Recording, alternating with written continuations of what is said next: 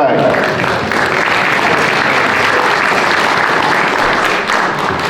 Hey, ladies and gentlemen, I'm finished. I'm only going to get 2/3 of the way down here. You get to see me one more time this afternoon after this. Okay, folks, when we left off, Colonel Smith and his British soldiers had just massacred the militia in Lexington, cheered, fired the victory volley, and marched off to Concord. Well, Dr. Prescott had already been through Concord and sounded the alarm, and he continued on out to Acton, the home of the Acton Minutemen. When this information reached the home of Isaac and Hannah Davis, very early morning hours, they were already up. They were up caring for their very sick children, all of them showing symptoms of the canker rash. Canker rash was a very deadly disease that would often take entire families. We know canker rash today is scarlet fever. Isaac Davis was Captain Isaac Davis. He was captain of the Acton Minutemen. And again, all those responsibilities. He's a husband, he's a father with very sick children, he's a farmer with crops to plant that spring, he's a gunsmith. And he had fashioned all of his men cartridge boxes and bayonets, which was very unusual for militia that day. Isaac knows his duty, and he knows how critical the cause of liberty is. So he gathers up his gear, and he prepares to join his men. And we would read in Hannah's diary that as he was about to leave, he turned to face her. And she wrote that her heart leapt in her breast, because she could tell he had something of great import he needed to say. In the end, all he can choke out is take good care of the children. And he goes off to join his men. Back in Concord, the Prudentown Fathers had sent Reuben Brown back to Lexington to see what was about. Reuben arrives in Lexington just in time to see the beginning of the skirmish on Lexington Green. When the shooting starts, Reuben does not stay around to see how it ends. He hightails it back to Concord to tell them what was going on. When he tells them, they want to know, well, was they firing powder or was they firing ball? Reuben says, well, I can't be sure, but I believe they was firing ball. So the men of Concord start discussing what they should do. Those Minutemen, boy, they're anxious. They're ready. They don't want to march back towards Lexington. They don't want to head off that column on the road. They're ready to go. You know, the older guys in the militia are like, we don't want to do that, guys. We need to protect our town. We need to stay here. We need to take up positions. We know this town better than anyone. The older guys at the alarms list, the town elders, you don't want to fight here in town. You fight here, those soldiers will burn this town to the ground. What we need to do is just march right on out of town and wait for more help to arrive. So they discuss, they debate a little bit back and forth, and then in typical New England fashion, they decide to do all three.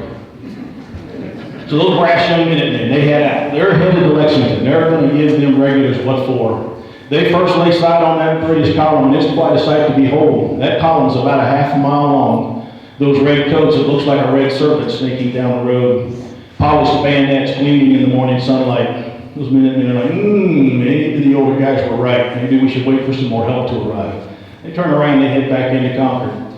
They get into Concord, the Minutemen, the militia, the town elders, the alarms list, all of them join up together, march right on out of town, across the North Bridge, and up onto Bunkatasset Hill. Bunkatasset Hill is where they did a lot of their drills. So when Colonel Smith and his men arrive in Concord, there's no militia at all, hardly any men to be found. Colonel Smith divides his men up to conduct a search. The Grenadiers will search there in town.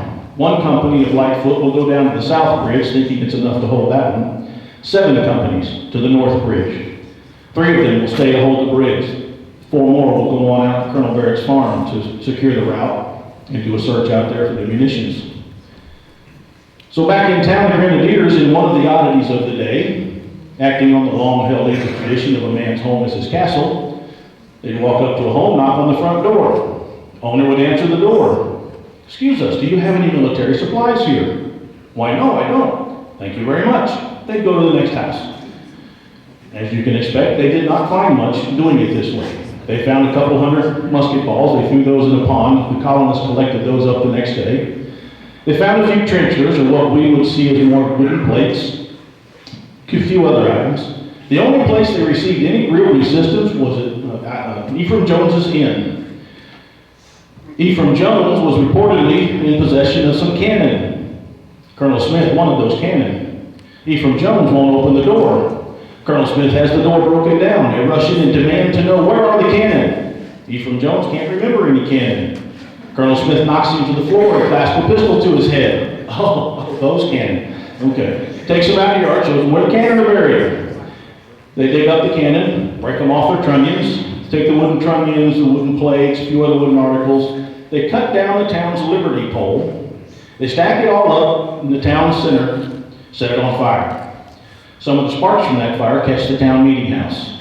And in another oddity of the day, the British soldiers joined the bucket brigade and helped put the fire out. But up on Ponkatasset Hill, the militia can't really see what's going on in town. All they can see is the smoke. And you remember, the town elders had told them they'll burn this place to the ground. So Lieutenant Joseph Hosmer looks at Colonel Barrett and says, will you let them burn our town?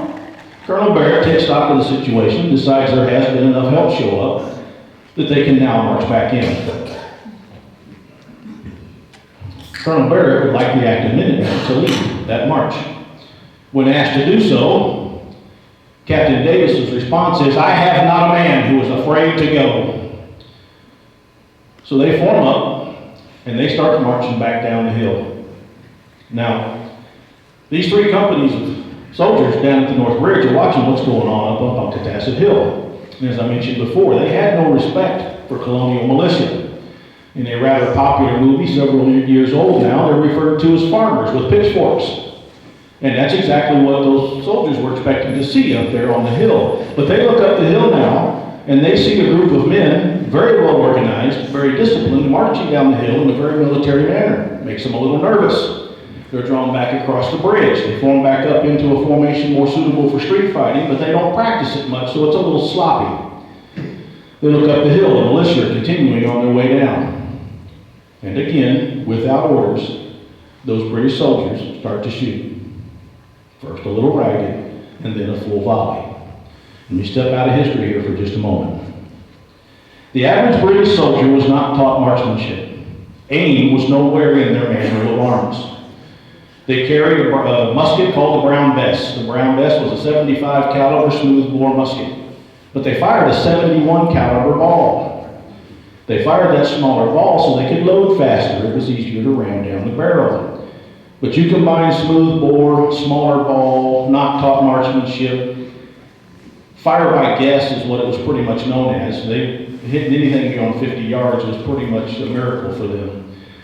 All that together with, and especially for green troops, you know, they're firing flintlocks. You've got a pan there full of powder, and it would flash up in your face. So they were very likely, when they got ready to pull the trigger, they squeezed the trigger because they're protecting their face. As a result, most of those balls went harmlessly over the head of the militia. However, a couple of them did find their mark. One of them hit Captain Isaac Davis square in the heart, killing him instantly, blood splattered on men around him. Private Admiral Hosmer was hit in the head. As the men begin to fall around him, Major Butler calls out, "Fire, men! For God's sakes, fire! Fire as fast as you can!" The first volley, half the British officers go down. Through the smoke, the militia could see the shudder going through the ranks of the British soldiers. They never expected such an effective response from these farmers with pitchforks. A few more moments of confusion and fright, and the British soldiers break and run back into Concord. Now the militia are a little stunned. They never expected the mighty British Army to break and run. Militia's not quite sure what to do, so they go on back down to the North Bridge and take up positions on either side of that. Colonel Smith is a little surprised to see his men running back into town bloodied. So he advances and sees the militia in a very strong position at the North Bridge and calls all his men back. The four companies out at Colonel Barrett's farm, who by the way were not having much luck with their search either. As you know, the colonists had been warned that they were coming, so they've been hiding munitions for a few days now. This is April, it's springtime, it's planting season. Nothing unusual at all about freshly plowed fields. The colonists were plowing up those fields, laying the munitions in the furrows and covering them over with dirt. But they did hear the shooting back in North Bridge, so they go to find out what's going on. They get back there, and they're a little dismayed to see the North Bridge now being held by militia. And they can see the dead and wounded laying around the bridge, which their buddies had left lay there. They don't have any choice but to go across that bridge. It's their only way back to their unit, which they do quite hurriedly, and they're allowed to do unmolested. The militia are still acting on the orders of do not fire unless fired upon. We would again read in Hannah's diary of the active Minutemen.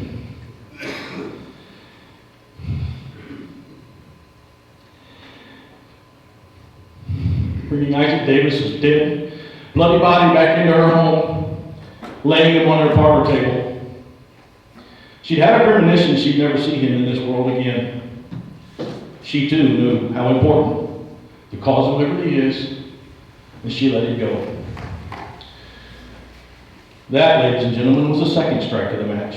And as I said, I will be back one more time to finish this story. Thank you very much.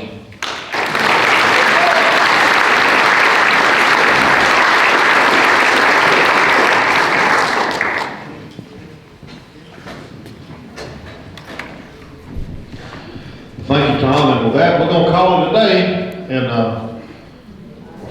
no? You ain't had enough of this ruckus yet?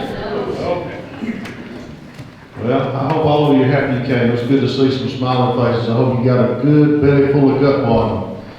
That's what we call it at the fire station. It'll fill a void, but that was some good food, I'm gonna tell you. They came all the way from Tuscaloosa, for those of y'all that don't know, and I'm just kind of,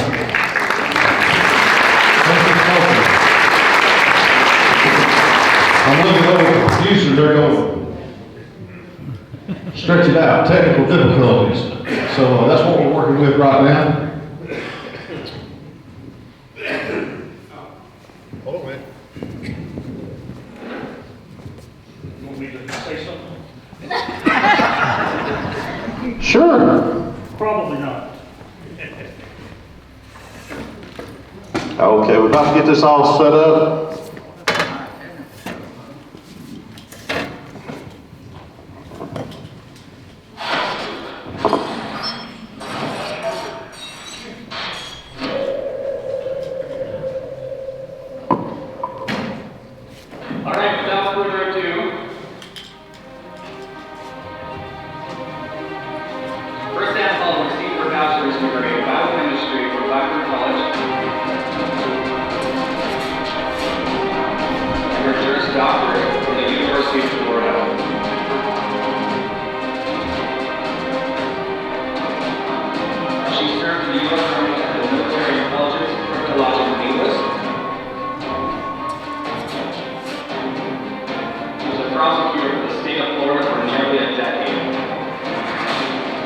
KrisAnne also worked with a prominent national First Amendment law firm where she traveled the country defending Americans whose rights were violated by unlawful arrests and prosecution. She has written 6 books on American history and the U.S. Constitution. KrisAnne is a regular consultant on numerous radio, podcasts, and television programs. Without further ado, KrisAnne Hall.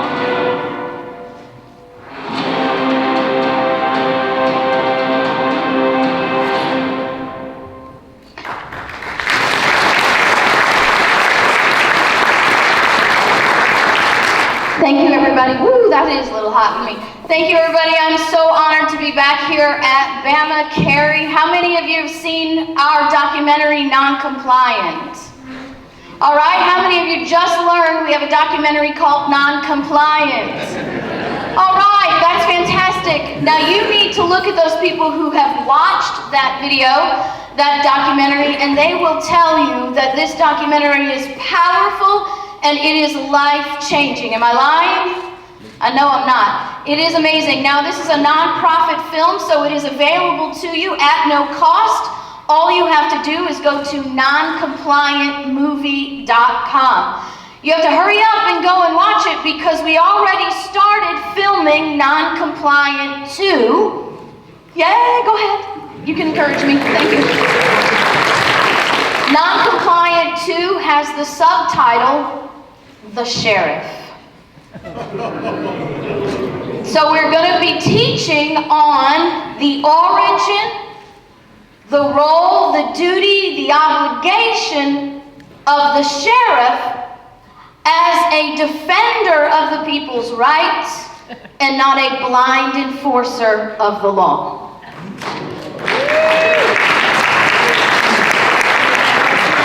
Now, I teach all over the country. Before the lockdowns, I averaged about 260 meetings in 22 states every year.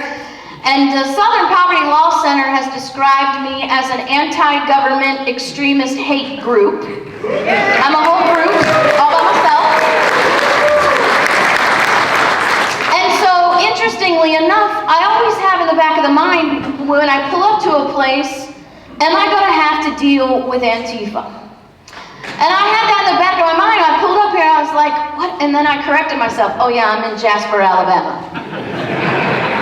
Not even Antifa is that stupid. So it is absolutely my pleasure and my honor to be here. I am so blessed to be a part of something with people like the Appleseed Project. The Appleseed Project taught me that I didn't really learn marksmanship in the Army. The Army's philosophy is, if you're an expert marksman, we'll give you a badge. If you're not, we'll just give you more bullets.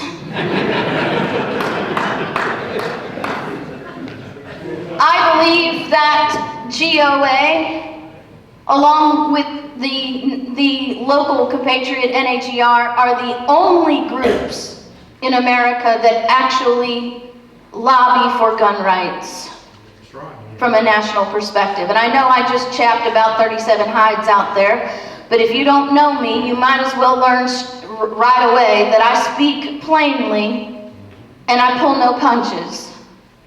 So what you hear from me is going to be the truth, the whole truth, and nothing but the truth.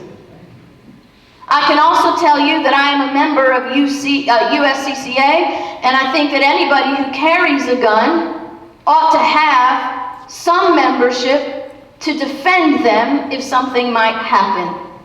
It's an invaluable insurance policy that I think everyone should look into. Because you have to understand, as a former prosecutor, yes, you have the right to defend yourself. But you need to know the reality that when you do, you will be arrested. And they will sort out the details later.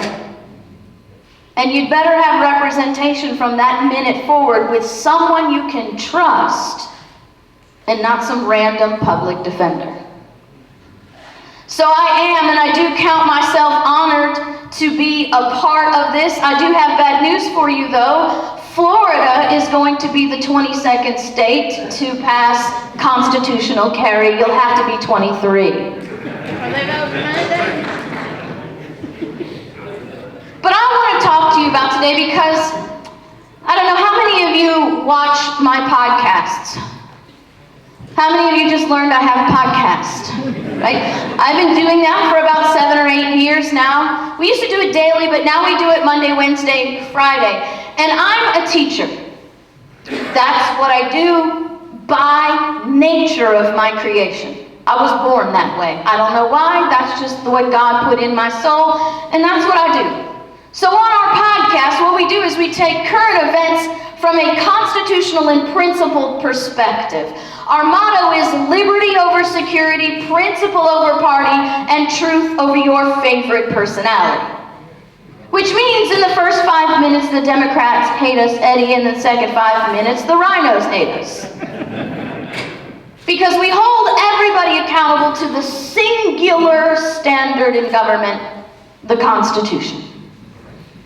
So if you have politicians who have run out the room because KrisAnne Hall is on the stage, or politicians who have been in office forever and make promises and then things never change, could it possibly be because we're holding them to the wrong standard? Could it possibly be because we need to rethink the real solutions to the offense upon our rights? Because people I find today are generally very frustrated. Anybody out there frustrated? And people out there are generally looking for a solution. Anybody looking for a solution? Yeah. And so what you find is a whole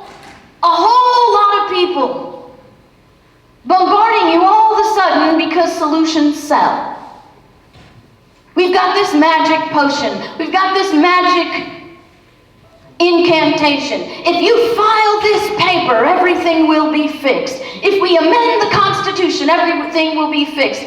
Let me tell you something. If they're telling you that the solution is something that you do once and you're done, you need to run away. Let me drop a little bit of fact there in your plate. We stopped teaching the truth about the Constitution in 1833.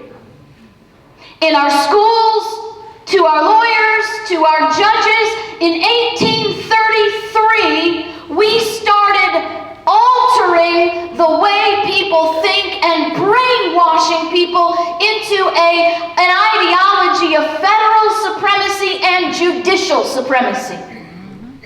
1833. And if you think this is going to be fixed overnight, we need to do some retraining. Eddie, can I push this a little bit? Thank you. No.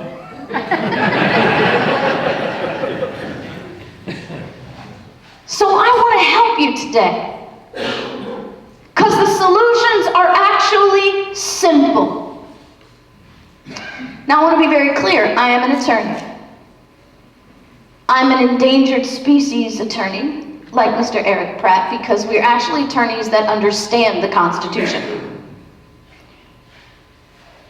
But I was a Russian linguist. I'm an author. I'm a speaker. I'm a teacher. I'm a podcaster. Words are very important. And the meanings they carry are very, very important.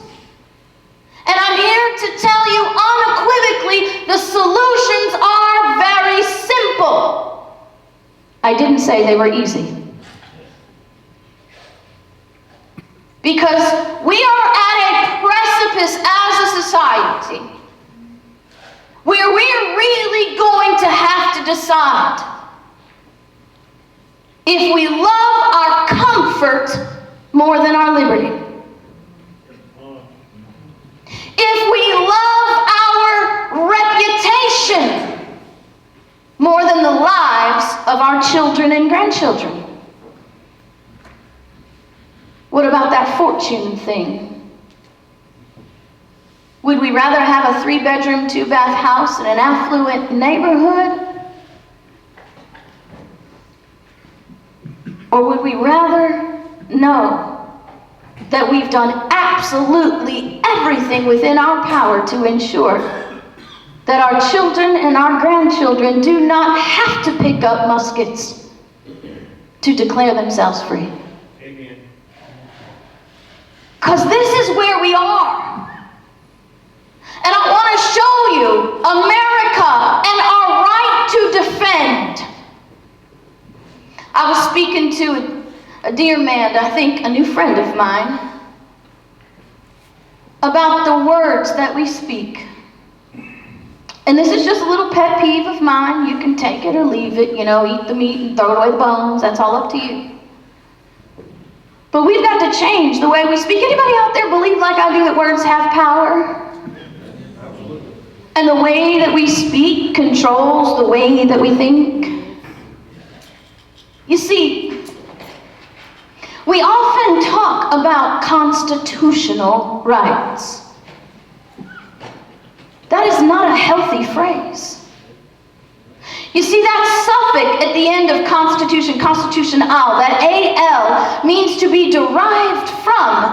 And we say things like constitutional rights, then what we're really saying is our rights are derived from the Constitution.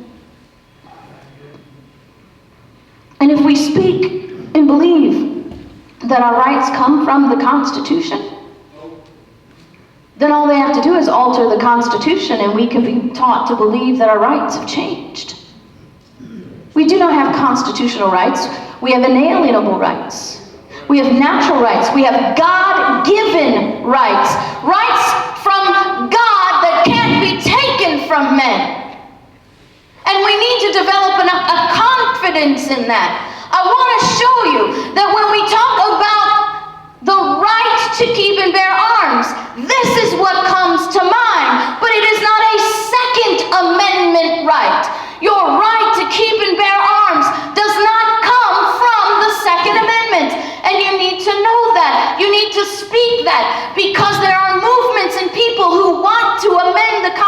Constitution, and this is what they want to amend.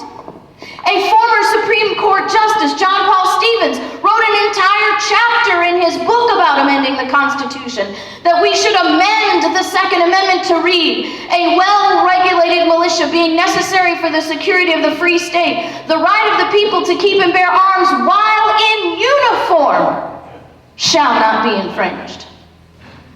If we speak, then we believe, and then we think we know that our rights come from the Second Amendment. And if this ex-Supreme Court Justice gets his way and changes the Second Amendment, the majority of the body of the people will begin to believe that their right to keep and bear arms has changed.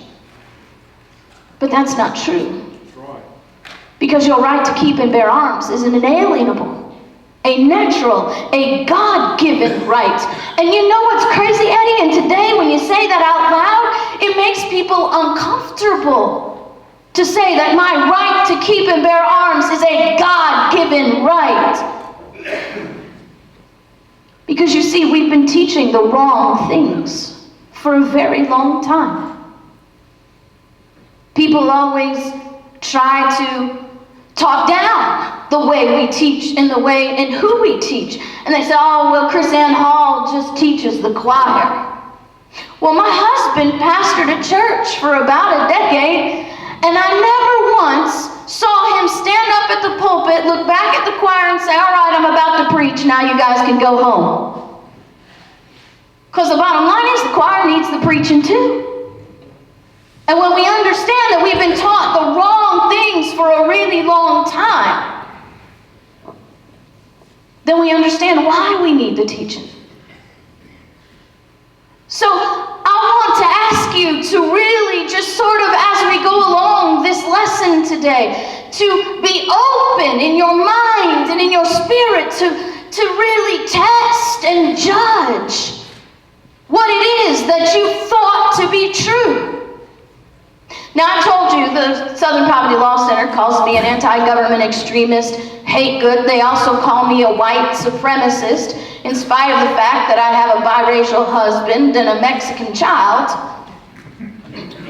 I don't know how that works. Somebody said that's Common Core math.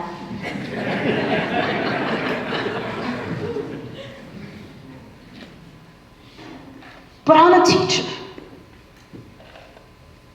And the way I teach is so important because I don't want anyone in this room to leave out those doors and speak to other people as they leave here about what they learned and these words come out of their mouth. Please don't ever leave anything that I show you, any presentation of mine, and say, do you know what KrisAnne Hall said?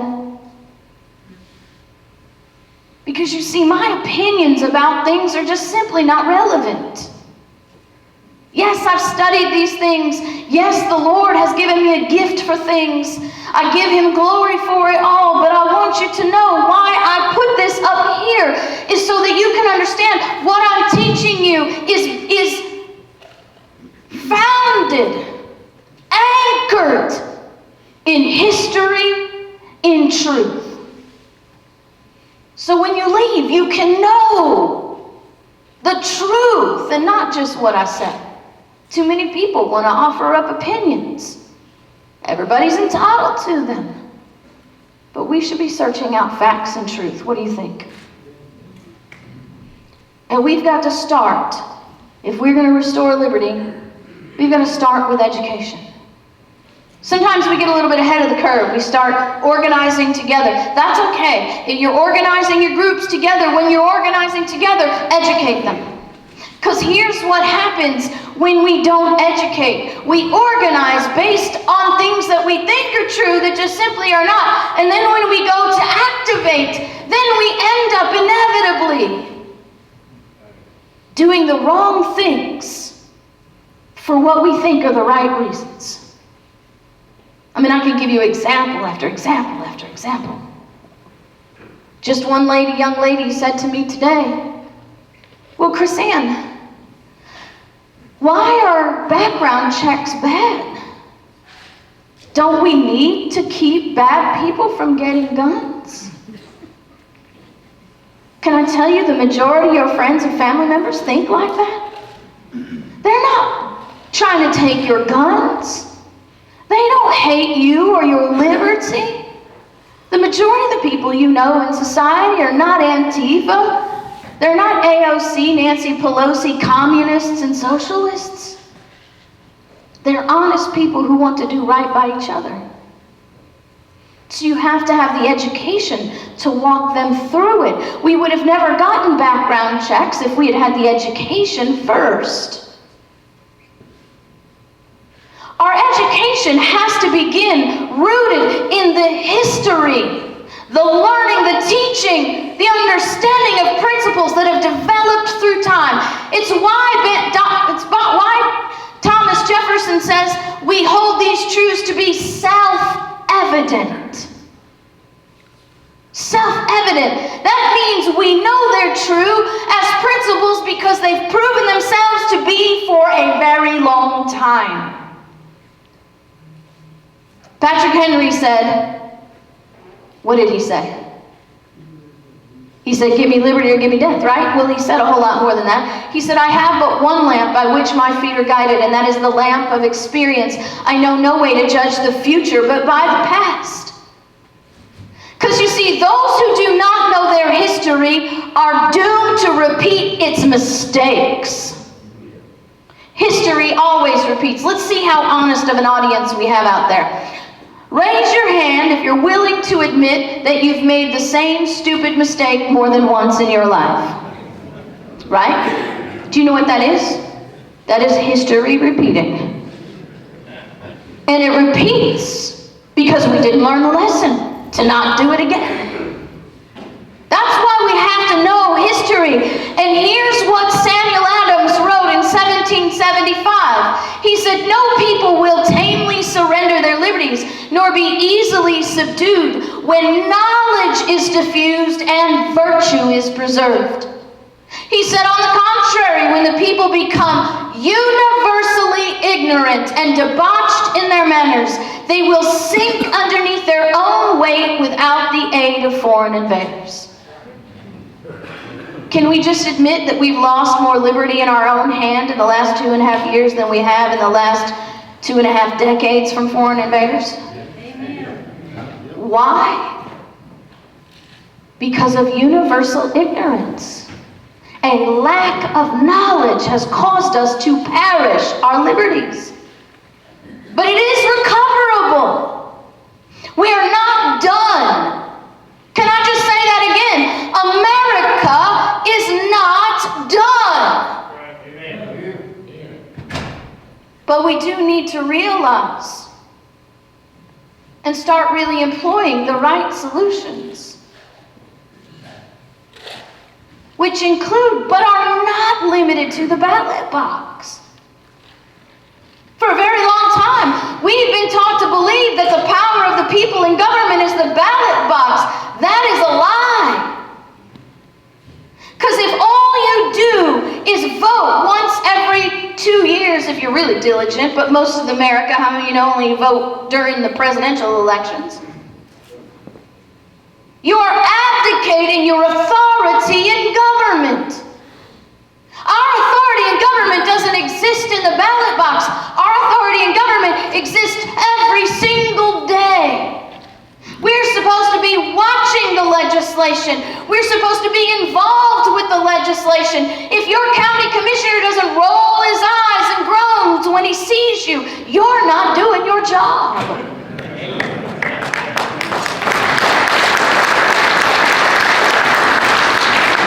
But it has to begin with education, with knowledge. Because how many of you know people who are really passionate about their right to keep and bear arms, but when confronted or challenged by an opposite opinion, they're afraid to speak because they don't possess the knowledge?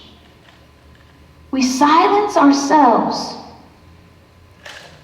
because we're just not solid.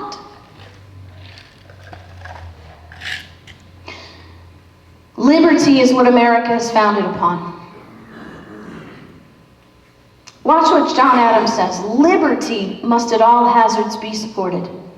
Notice he didn't say health care. He didn't say national security. He didn't say social security. Liberty. But look at what he says. Liberty must be supported at all hazards. We have a right to it derived from our Maker. Now you've probably figured out I'm Christian. I don't make any apologies, but I also understand that America is built on liberty, not on theocracy. So everybody has the right to believe or not believe, whatever they choose. It's not my job to condemn you for that.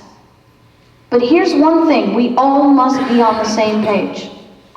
All must believe this. Because if we don't believe this, there's no more discussion. This is really kind of the deal breaker. Whether we believe in God or some other higher creator, we must believe that our rights come by the nature of our creation from a higher power. Because if we do not agree on that, if we do not believe that together, then that means you believe that our rights come from documents, they come from law, and they come from men. And then they're not rights at all. They're privileges to be granted and taken at whim. That's right. That's right. We have a right to it derived from our Maker.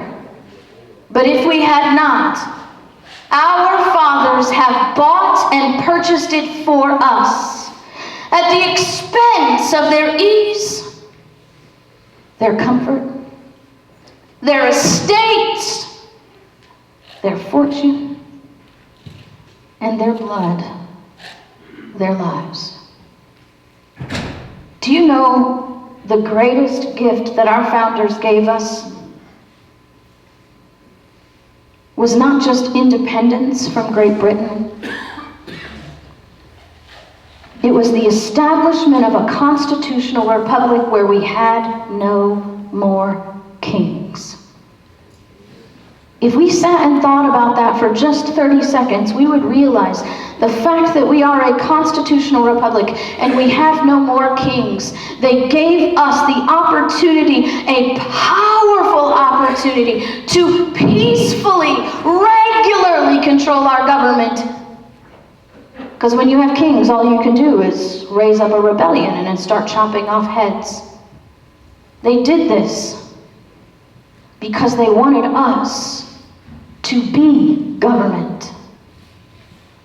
We have to stop being consumers of government. We have to stop being spectators of government, and we have to start being the government our constitutional republic demands us to be, our liberty demands us to be. So I'm going to start very basic here.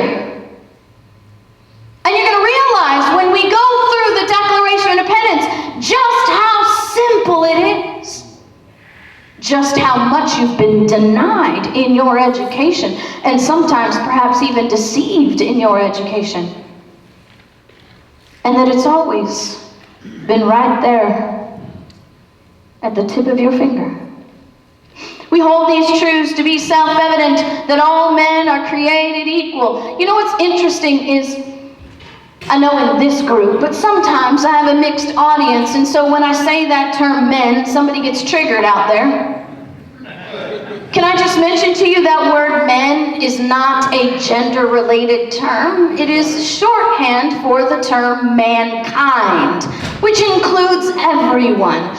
By the way, your gender studies classes taught by your feminazi teachers will tell you that our founders didn't respect women, and that our women were weak, irrelevant, powerless victims of their overbearing, misogynistic, oppressive men in society. That is an absolute lie from the depths of hell.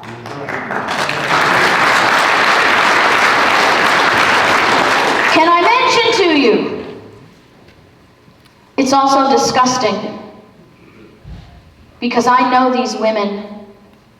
I have studied them extensively and I love them dearly. And it denies some of the bravest, most powerful, most courageous women I have ever studied in my life. It denies them the honor they are due. Same thing. All men. They actually meant all of mankind, not just rich, elite, white slave owners. That is also a lie from the pits of hell. You got to hear a little bit about Crispus Attucks. But we have an online study course called LibertyFirstSociety.com. We have dozens of classes.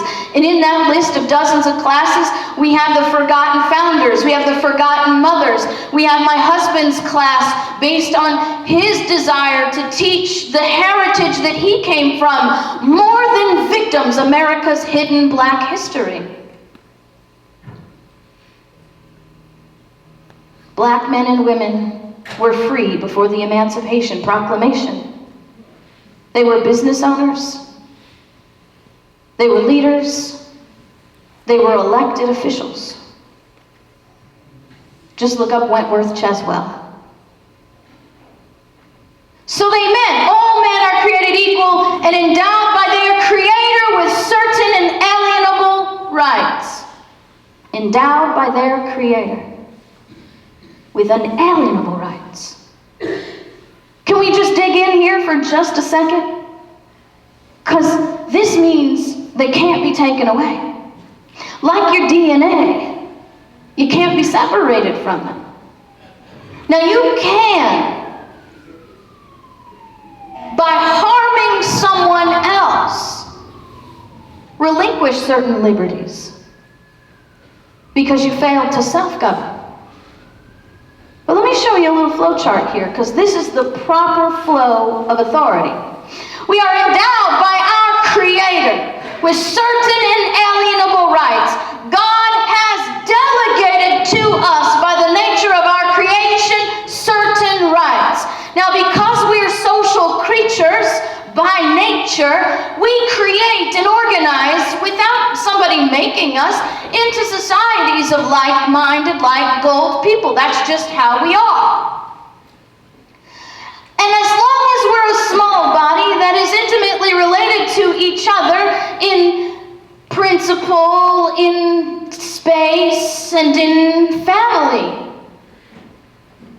you don't need government.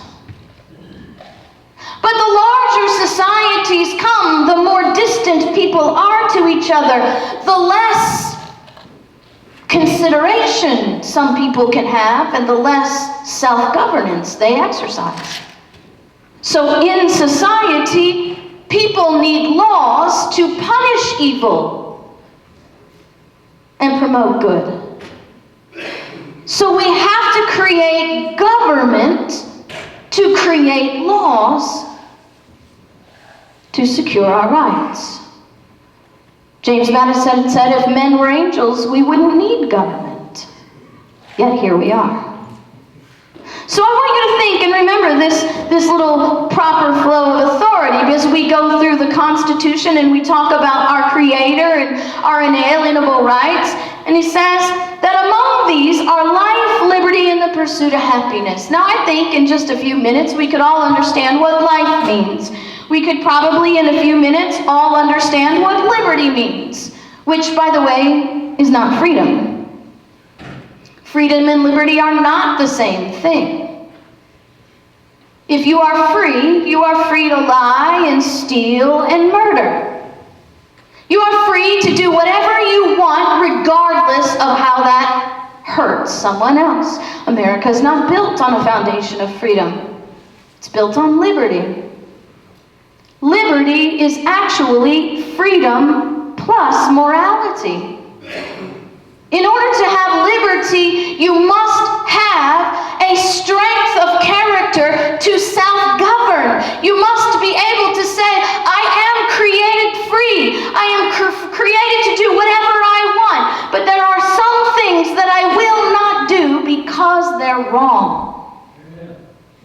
Because you see, more liberty means more self-governance and less government. But the less self-governance, the less liberty, the more government. It always works that way. But what about this pursuit of happiness? Now let's not lose track of where we started, because we're talking about the right to defend. We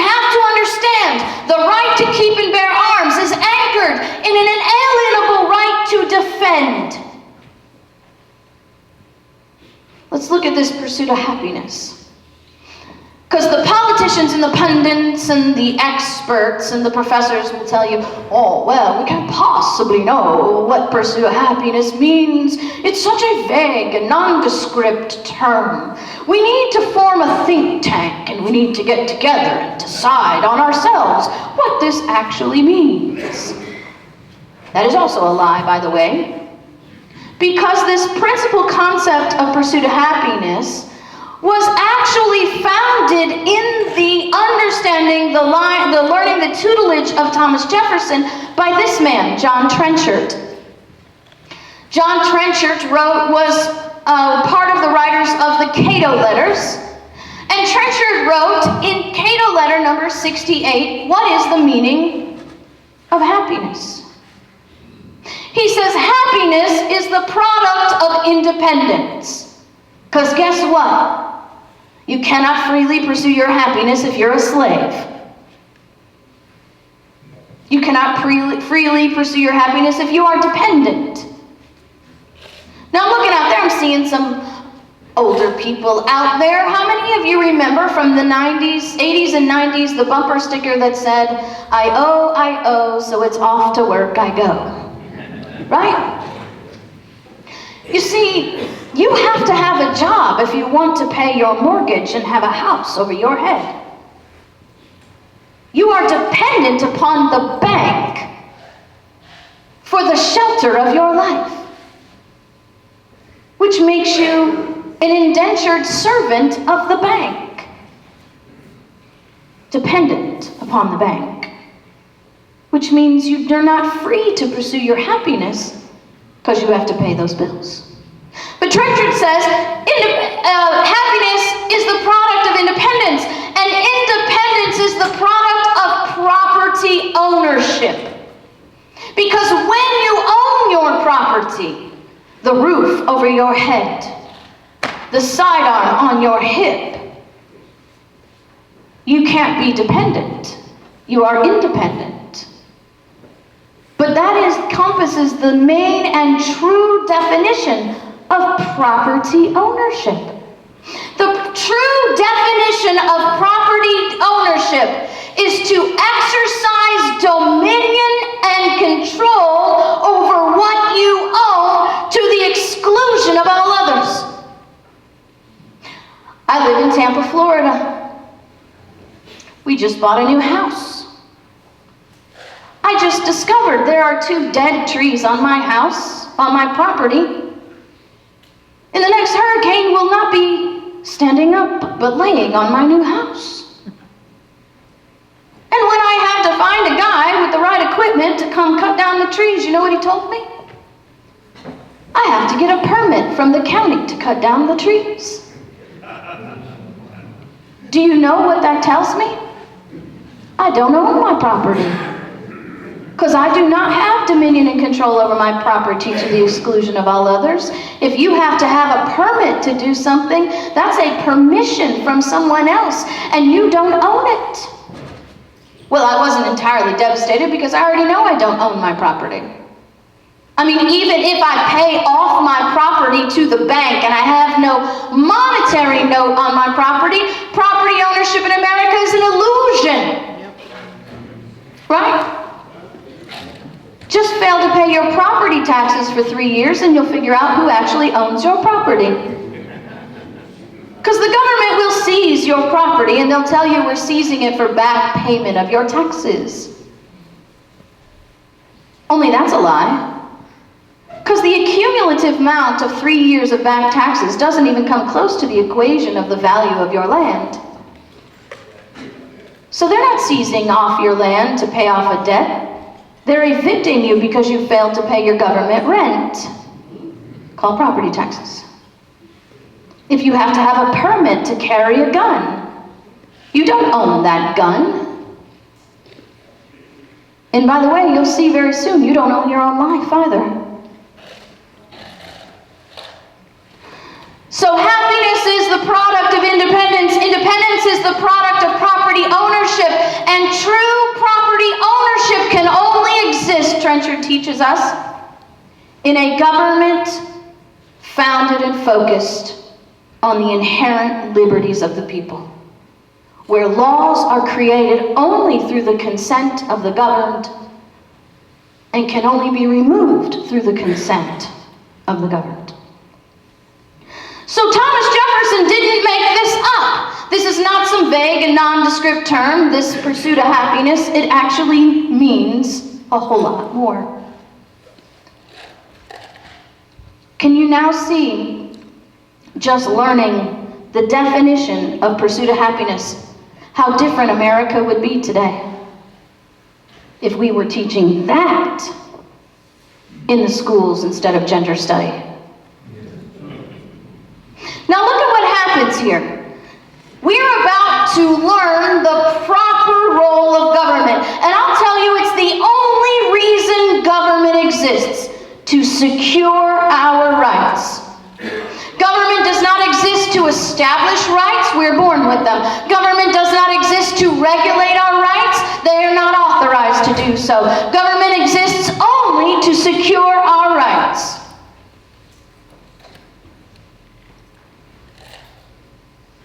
And this is what Samuel Adams said. Among the natural rights of the colonists are these. Because it said to secure these rights. Which rights? First, a right to life. Secondly, to liberty. Third, to property, together with the right to support and defend them in the best manner they can. The first law of nature. See, your right to life is intimately related to your right to liberty, to your right to secure your property, and the right to defend them all. It's an individual right, not a collective one. And if you have to seek permission from government to defend your life, your liberty, and your property, you are a slave. If the government by law says you can't do this without our permission, you need to wait for one of us to come defend you, you are owned by government. What is the definition of ownership? What is the definition of slavery? It's when one man places value on another man's life. And when government tells you you cannot save your life without having someone else do it for you or get permission to do it for you, that person you depend upon for that owns you. Because at any given moment, when you are in need of defense of your life and you have to wait for someone else to come and defend you, what if they show up and they decide at that moment it's just too dangerous to themselves? That they can't help you because it's too much of a risk to themselves. And in that moment, Mr. Eddie, that officer has decided that his life is more valuable than yours, and he owns you. That's why your right to keep and bear arms is not a constitutional right. It is not a Second Amendment right. It is a God-given right. It is a natural right. It is an inalienable right, and it is derived from the first law of nature. To secure these rights, governments are instituted among men. Government is created by the people. I mean, we looked at this. God created man, man created society, society created government. Government has no authority unless we delegate it to them. And that's what this says. Deriving their just power from the consent of the governed. Now let's dig in here a little bit, because this tells us a lot about the proper role of government. Deriving their what power? From what? Consent. Do you understand that government only exercises just power when it does so within our consent? If the government is operating outside our consent or contrary to our consent, it is exercising unjust power. You see that? It's very simple, isn't it? Just power through consent. Unjust power, contrary to consent, outside the consent. So that you have to ask yourself, from where does my consent? How do we know what we consented to so we can judge government? Madison says, government is instituted to protect property of every sort. That property that you have and your right to defend your life, your liberty, your property, is property in and of itself. He says this being the end of government, it's the only reason government exists, is to secure our rights. He says that alone is a just government which impartially secures to every man whatever is his own. So guess what? If the government says mom and pop have to shut down and the church has to shut down, but the big stores can stay open, you understand now you have an unjust government. Because that's not impartial. Our consent is contained in writing in our constitutions. It's the whole purpose of the Constitution, is to put government on notice what we have consented them to do. I heard when Barack Obama was president, he said, the constitutions are a document of can'ts. No, they're not. That's a lie. Constitutions are the document of cans.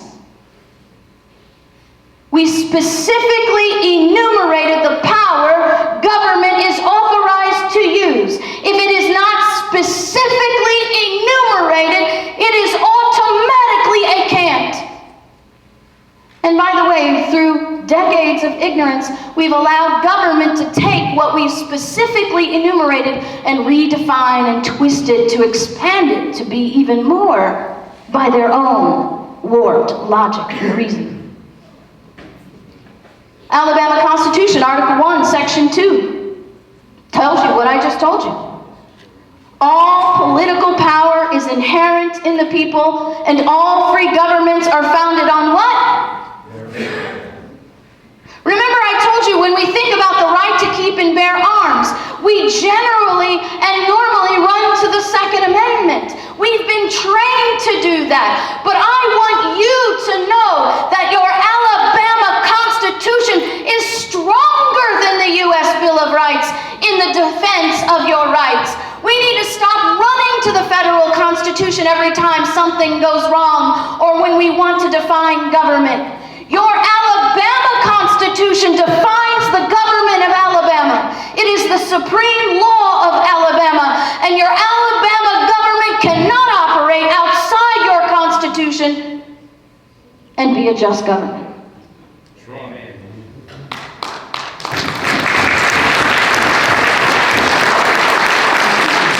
They have at all times an inalienable and indefeasible right to change their form of government in such manner as they may deem expedient. Now watch this. Article 1, Section 26. In Alabama, you don't need the Second Amendment. You have your own Constitution. Now you need the Second Amendment because the federal government doesn't know their boundaries. But when your state and local government comes along and tries to tell you you need a permit to do something, you don't run to the U.S. Constitution, you run to the Alabama Constitution. That what? How many? A few citizens? The ones we decide? Every citizen has a what? A privilege? A permission? A right to bear arms. How? Why? In defense of himself and the state. Because in that, you defend your life, your liberty, and your property. You must know your Alabama Constitution. It is the supreme law of Alabama. Do you know I've been teaching state constitutions? I used to just teach U.S. constitutions and dabble in the states. But since all the lockdowns, I've been traveling around teaching people about their state constitutions, and I've learned the most shocking thing. I've had people come up to me and say, KrisAnne, thank you for coming and teaching me about my state constitution. I didn't even know we had one. Because since 1833, we've been trained to be federal supremacists, and we don't even pay attention to state and local government. This is what you consented to. Nothing more, nothing less, nothing else. And guess what? You can't change the Constitution with court opinions. You can't change the Constitution with legislative acts. You can't change the Constitution with executive orders, and right now my husband's voice is ringing in my head and saying, KrisAnne, well, of course they can, but it's not lawful. The Emergency Powers Act is an unjust, unlawful act because it changes the Alabama Constitution without following the amendment process. The Emergency Powers Act on the federal level, the War Powers Act on the federal level are unconstitutional, unjust laws because they attempt to change the U.S. Constitution outside the amendment process. So what do? Right? We've got the education. We can get the organization. Now what's the activation? The activation is very simple. It's an understanding that the Constitution is the supreme law of the land. That the exercise of law outside our consent is unjust and lacks authority. Look at what Alexander Hamilton says. There is no position which depends on clearer principles that every act of a delegated authority contrary to the tenor of commission under which it is exercised is void. And then he says, all right, let me break it down for you because we might have a few people out there who don't get it. No legislative act, therefore, contrary to the Constitution can be valid. Without the consent through the Constitution, the law is null and void. And it's just not Hamilton, it's a bunch of them. They said it over and over again. This was one of the main debated, written about topics during the Constitutional Convention. The power of the Constitution predominates. That's why in Article 6 it's called the supreme law of the land. Anything, therefore, that shall be enacted by Congress contrary thereto will not have the force of law. What obligation do you have to submit to a piece of paper or an order from an official that has no force of law? The answer is none, except for the one that you invent in your mind out of ignorance, out of fear, out of the addiction to comfort. The truth of the matter is that these laws, contrary to our consent, are null and void, and we have no obligation to submit to them. And therein lies the solution. It's very simple. It's 4 words. We will not comply. Can we say that together? We will not comply. All right, let's do it again. We will not comply. One more time. We will not comply. You see how beautiful that is? Do you see how simple it is? Now, I didn't say it was easy. I said it was simple. Well, you have to know your consent, but you also have to know that without your consent, it is null and void. This is what the Supremacy Clause in the Constitution actually says. The Constitution and the laws of the United States, which shall be made in pursuance thereof. If laws are not made in pursuance to the Constitution, you are not bound by them. And that's what Article 6, Section 2 says. Only they try to tell you it's the Supremacy Clause, which means federal laws and EOs and regulations are the supreme law of the land. That is also a lie from the depths of hell to put you in servitude. The only time laws, Supreme Court opinions, regulations, or EOs become the supreme law of the land is when they are made in pursuance to the Constitution. And you're really lucky because the Constitution is in writing. And you don't have to guess. Now, there are consequences in government if we do not hold the government to the boundaries of the Constitution. Inevitable, unavoidable consequences, and Hamilton tells us what they are. To deny that unconstitutional acts are null and void, we do not have to submit to them. To deny that fact is to affirm that the deputy is greater than the principal. that the servant is above the master. See, oh, sorry. Do you remember that flow chart we made? God, man, society, government? Government was created to be subservient to man, to be a servant to man. But because we've allowed those in government for so long to ignore the Constitution, and we have submitted to unlawful, unconsented laws, we have said to the politicians, you are above us. You are our master. And then he says, the representatives themselves will begin to believe they are superior to the people. How many of you tried to speak to your politicians and they act like they're doing you a favor? Oh, I'm sorry, I'm very, very busy. I really don't have time to speak to you today. Go make an appointment with my aide, and maybe we'll be able to fit in 5 minutes. As if you're not busy. As if you don't have obligations in your life. How stinking condescending. Can you imagine how long you would keep your job if you went to your boss, or your boss came to you and said, hey, I need to talk to you about something. Well, I'm sorry, sir, I'm really, really busy. I've got all these meetings coming up and I just simply can't fit you in. Why don't you talk to my assistant and we'll see if we can squeeze you in 5 minutes.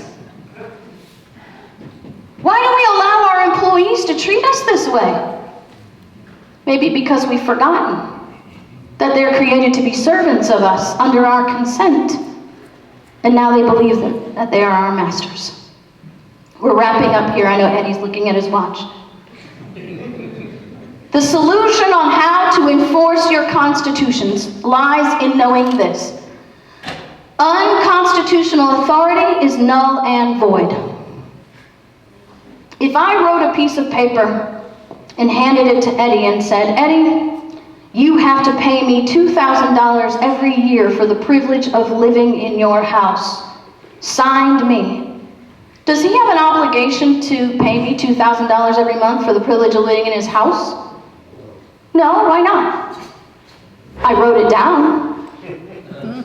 It's on paper. I gave it to him, I even signed it. Why doesn't he? Because he never consented to my authority over his property. I lack authority to make that order, which makes my order null and void. And he has no obligation to comply. Do you see that? This is so important. Null and void authority gives you no duty to comply with it. Enforcing the Constitution is simple, it is peaceful, it is powerful, and it exists in the exercise of those rights in defiance of unlawful orders. It lies in the exercise of we will not comply. And your sheriff is your best friend. If he's not, you need a new sheriff. And guess what? I know there's some people in this room that are not going to like me to say this. But if you don't have a constitutional sheriff, you need to stop engaging in every other election campaign until you have one. Because your sheriff is the highest authority in your county. And guess what? Every other elected office should be helping you get a constitutional sheriff. Because if you have a constitutional sheriff, which, by the way, in Alabama, takes an oath to the Constitution of the United States and the Constitution of Alabama. Do you see an oath to the governor there? Do you see an oath to the law of the land, of whatever your parliament is called? Oh, do you see the Alabama Sheriff's Association up there? Do you see the BPOE?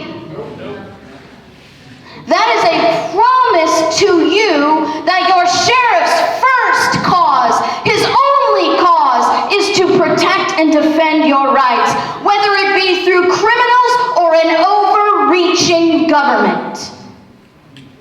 Because if you have a constitutional sheriff, you don't care about orders coming down from the president, because your sheriff will say, not in my county.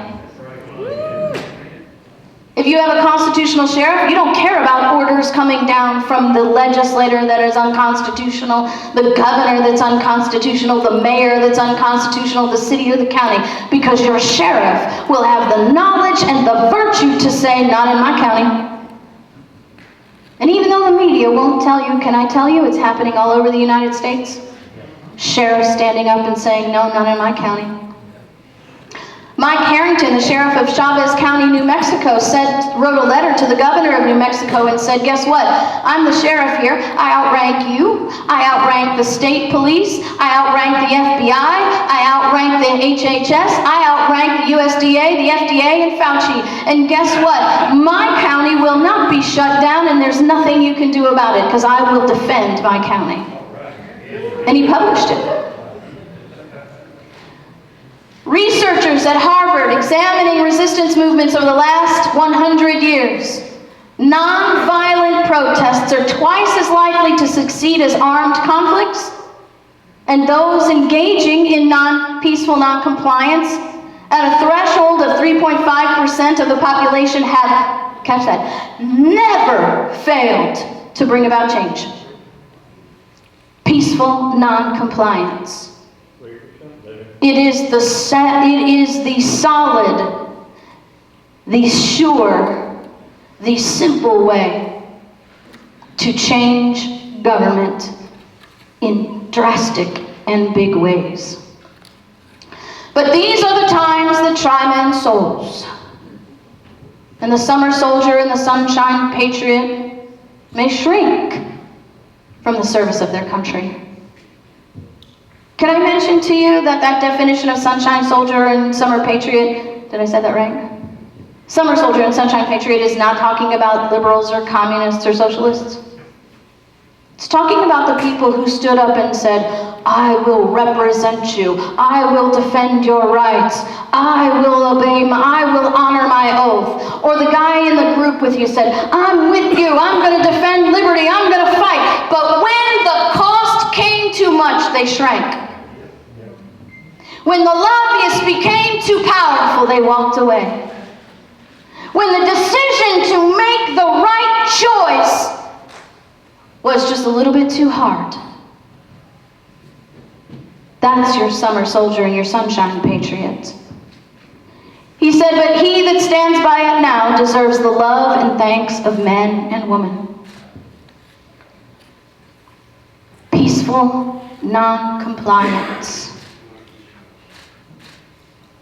This is your right now, most powerful, most direct, most sure solution to any government problem. It is simple. It is not easy. It takes courage, it takes knowledge, and it takes persistence. I'm going to show you a little clip of our non-compliant movie, and then we're almost done.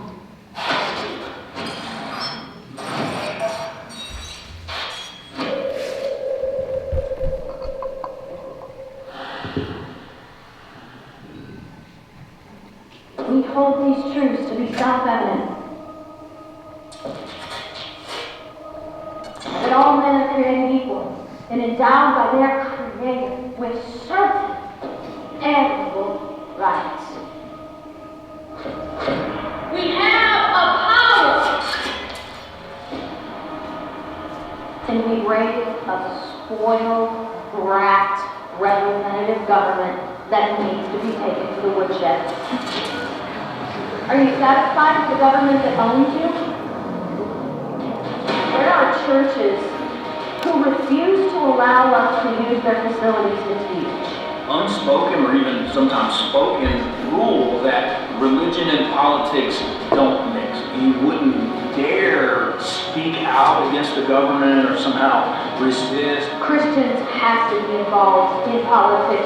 God commands that Every turn of event through history hinged one person will stand up, upon a single person. and then everybody else will stand. A gym member, surrounded by a crowd of supporters, was placed in handcuffs. A Tampa Bay pastor has been arrested, sentenced to a week in She jail. also tore up a cease and desist letter.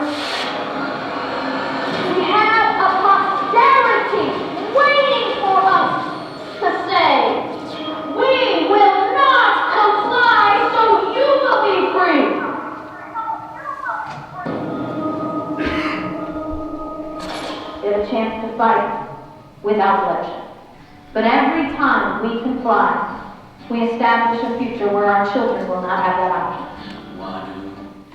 Peaceful noncompliance is the understanding that your right to defend your life, your liberty, and your property is an inalienable, God-given, Creator-bestowed right.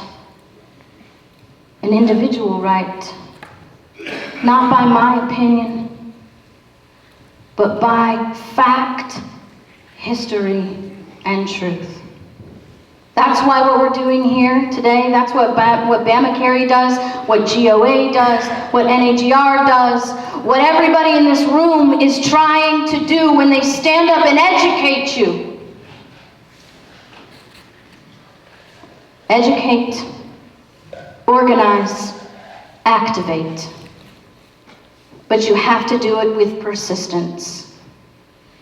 Because the bottom line is, in all of the history of time, when people have stood up to their government and those in it and said, you're wrong, never in the history of time has any government said, you're right, we're sorry, we'll do better. It takes persistence, knowledge, and virtue. So have you learned something today? Do you see the value in what you've learned? Do you believe your children and your grandchildren and your nieces and nephews need to be learning this? Well, let us disciple you at libertyfirstsociety.com. We have flyers over there. I have 2 books over there that can help you with this. I have DVDs that will help you with this. And just as a final note, other than our podcasts, the opening video told you my undergraduate degree is in biochemistry. And I want to share something with you in 30 seconds that I believe will help you live a free and healthier lifestyle. I met the governor, the former governor of New York, her name is Betsy McCahey, many, many years ago, almost a decade ago now. And she told me about the problem with going into the hospitals and people going in and getting sick there with viral diseases, bacterial diseases that they caught in the hospital. And she taught me about a process in which a room is flooded with hydrogen peroxide vapor that kills all virus, all bacteria, mold, even knocks out allergies. And that technology has been used on the space station. It's used in nursing homes now. We use it in our church. We have thousands of people that attend our services every week. Not a single person in our church has died from COVID in 2 years. And we meet without masks and without social distancing. And we sing. And we hug. And I just want to share with you, we have a box from one of the machines on the back. It stopped my allergies like that. Wherever I am with the machine, I have no allergies. And some of you don't know me, but those of you who know me know I would never stand up here and give a sales pitch. But I want to share this with you because it changed our lives. And that's all I'm going to say about it. So if you have any questions, come back and see us. We are here because we believe in life, liberty, and the pursuit of happiness. And although I'm in Florida, it really helps if Alabama is free too. God bless you guys. Thank you, BamaCarry, for inviting me again.